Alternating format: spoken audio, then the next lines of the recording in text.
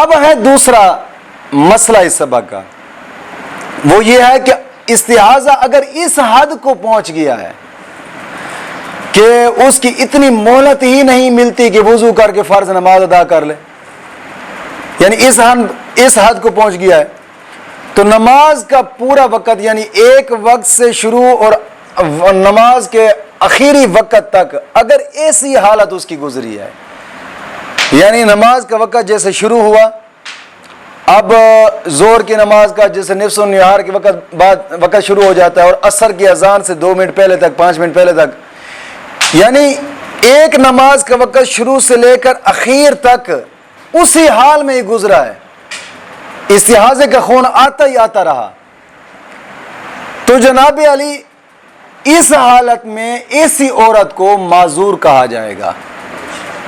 بات نہیں سمجھ آئی؟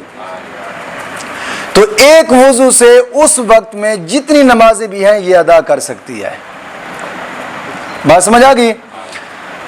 اور خون آنے سے اس کا وضو ٹوٹے گا نہیں۔ مثال کے طور پر اس نے وضو کیا ہے، وضو کے اندر بھی اور وضو کے باہر بھی اس کو خون آتا رہا استحاضہ کا یا پانی آتا رہا، تو اس سے اس کا وضو نہیں ٹوٹے گا، یہ معذور ہے۔ بات نہیں سمجھ آئی؟ اور آگے مسئلہ یہ ہے کہ اگر کپڑا وغیرہ رکھ کر اتنی دیر تک خون روک سکتی ہے کہ وضو کر کے فرض نماز ادا کر لے، تو جناب علی عذر ثابت نہ ہوگا اس سے۔ بات نہیں سمجھی؟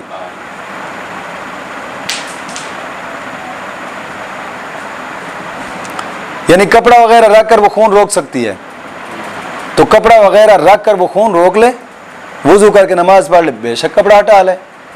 بات نہیں سمجھ آئی؟